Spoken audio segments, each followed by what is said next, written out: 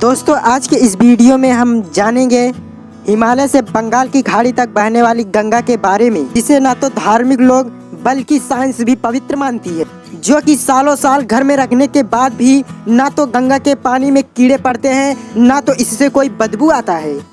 लेकिन क्या आप जानते हैं ऐसा क्यों? अन्य किसी नदी का पानी कुछ ही दिन में खराब होने लगता है। दोस्तों गंगा जल के रहस्य को जानना है तो वहाँ जाना होगा जहाँ से इस नदी का जन्म होता है।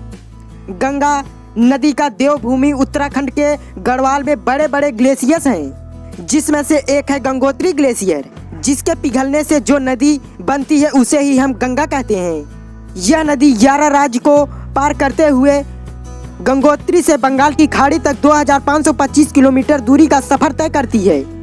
देश में वैसे तो 400 नदियां और हैं, लेकिन गंगा खास है। इसका वजह है इस नदी का पानी, जिसमें लोग धूप अगरबत्ती से लेकर अस्थियां तक बहाते हैं। इससे भी इस नदी से ना तो बदबू आता है, ना तो कभी इससे कीड़े पड़ते हैं। दोस्तों अगर विज्ञान की बात करें तो जवाब हमें मिलता है गंगोत्री के ग्लेशियर में पाए जाने वाले एक खास तरह के वायरस से, जो बर्फ पिघलाने के बाद भी इस नदी में रहते हैं। 1890 के दशक में ब्रिटिश वैज्ञानिक अर्नेस्ट हैंकिन ने गंगा के पानी पर रिसर्च करने भारत आए थे। उस समय हमारे देश में हैजी की बीमारी फैली हुई थी, जो गंदे पानी से होती है। उस दौर में आज की तरह अस्पताल, डॉक्टर के अच्छी सुविधाएं नहीं थी, इसीलिए हैजे की बीमारी से लोग मर रहे थे।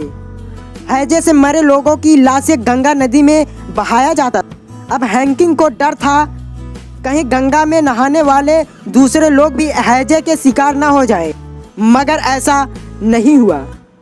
नदी में नहाने के बाद भी ऐसा कुछ नहीं हुआ। लेकिन इस नदी में लाशें बहाने के बाद भी इस नदी से न तो बदबू आ रहा था और ना ही इसमें कीड़े पड़ रहे थे। वहीं यूरोप में नदी के पानी पीने से लोग बीमार पड़ जाते थे। गंगा जल के इस असर से वे हैरान थे। 20 साल बाद हैंकिन के इस रिसर्च को एक फ्रेंच वैज्ञानिक ने इसे आगे बढ़ाया। जब उस वैज्ञानिक ने रिसर्च किया तो पता चला गंगा के पानी में पाए जाने वाला एक खास तरह का वायरस है, जिसे बैक्टीरियोफेज कहते हैं। कॉलरा फैलाने वाला वायरस में घुसकर उसे नष्ट कर रहा था। उस रिसर्चर ने इसे निंजा वायरस का नाम दिया, माना कि वे वायरस बैक्टीरिया को खत्म करते हैं। वे एंटीबायोटिक का काम करते हैं। दोस्तों इस वायरस के खासियत यह है कि यह बहुत स्पेसिफिक टारगेट को हिट करते हैं, जहां इंसानों को इससे कोई खतरा नहीं है।